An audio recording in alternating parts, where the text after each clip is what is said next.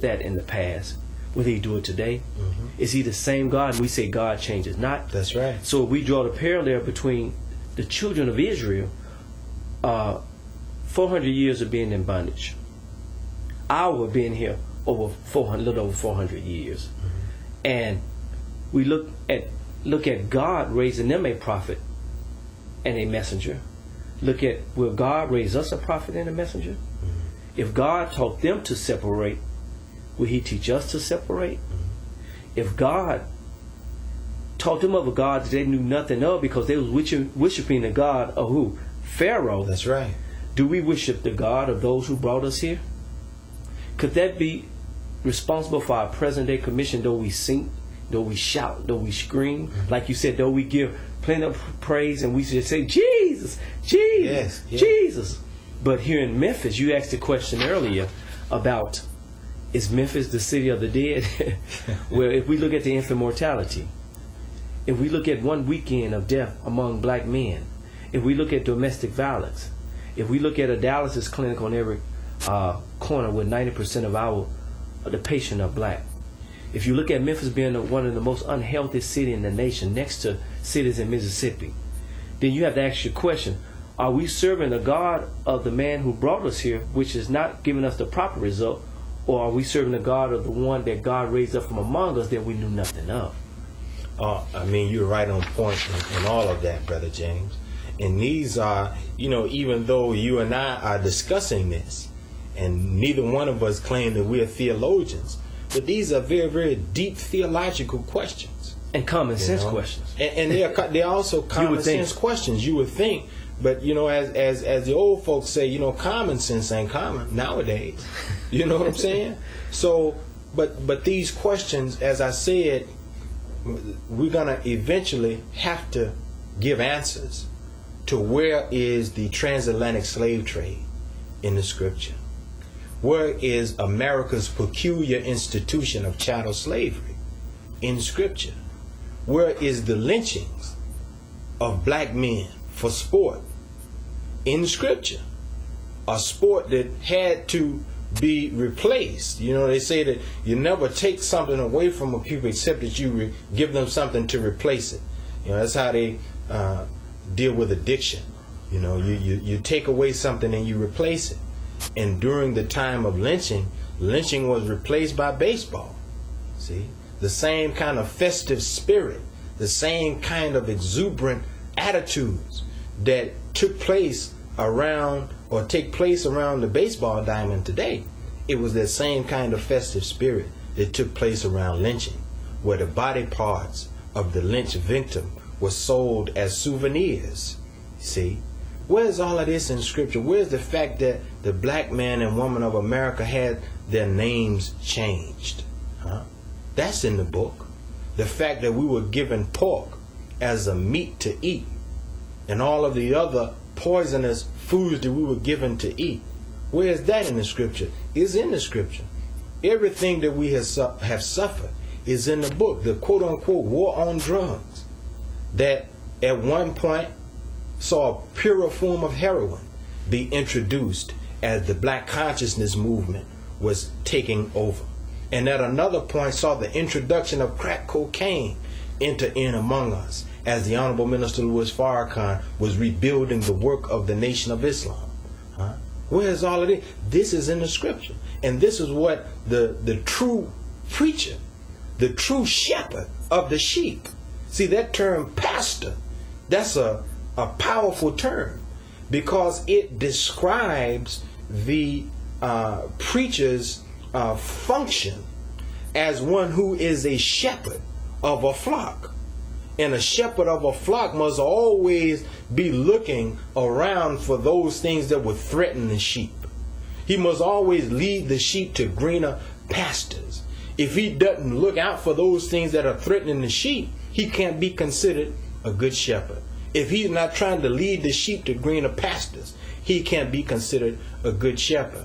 And I would respectfully say there is not many who are going into the book and are walking away with an exegesis to solve the contemporary problems of the citizens of this city, of our people nationally, And this is where we thank Allah for the Honorable Minister Louis Farrakhan.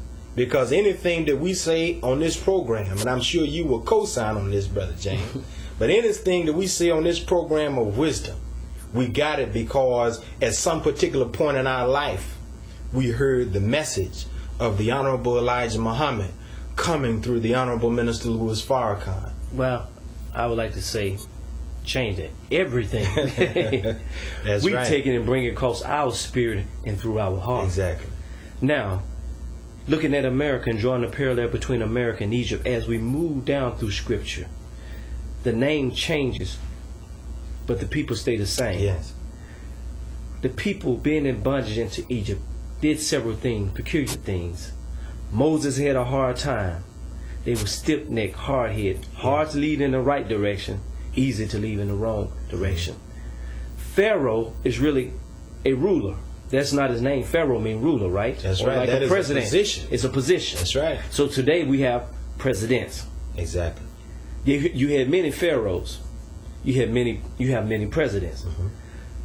We still in bondage, but as we move through Scripture, we begin to do things. Mm-hmm. We go from a physical slavery into a mental slavery, because when you really study the children of Israel, they begin to give in to Pharaoh's ways. They begin to marry the children of the slave master with the children of the slave, and God laid down a law so don't let that happen, right? That's right. So then they begin to do certain things to their body and their minds to show that they're with Pharaoh.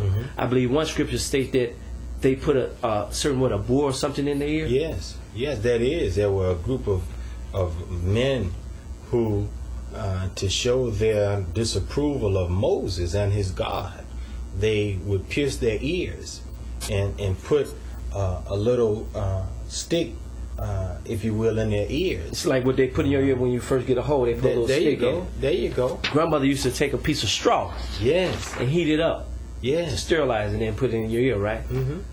Yeah. So these are signs that we don't want the way of God, but we want this deceptive freedom that the life under Pharaoh and among the Egyptians has deceived us that we have. See? But real freedom is freedom to be what Allah, God, created us to be. In all scriptures say He created us to be a reflection of Him. You know, David says in the 82nd Psalm, ye are all God's children of the Most High God. So every human being is created to be a little God. See? Every human being is created to be that. But Moses, if you look at it, is very beautiful, Brother James, because the first 5 books, and really all of the Torah, that which was given to Moses, now, is interesting that these are the books that were revealed to Moses. Why does God teach Moses about the creation of the first man? See, Genesis is given to Moses, the first book of Moses. See, so God is revealing to him something about the nature of the work that has to be done to the people that he is to liberate. They have to be recreated.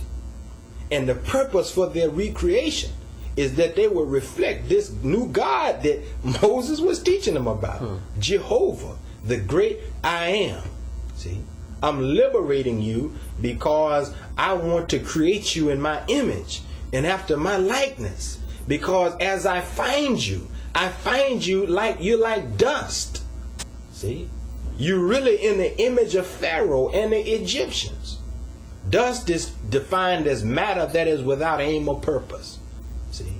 So the children of Israel had no aim or purpose in the eyes of God, but to be a tool and a fool under Pharaoh and the Egyptians. So now God said, I'm going to take you and I'm going to breathe into you of my inspiration. And the whole goal of God's interaction with the children of Israel was that he will make them a royal or a righteous nation, a royal priesthood. And he would give them his wisdom because they were to function as this holy and righteous nation that all of the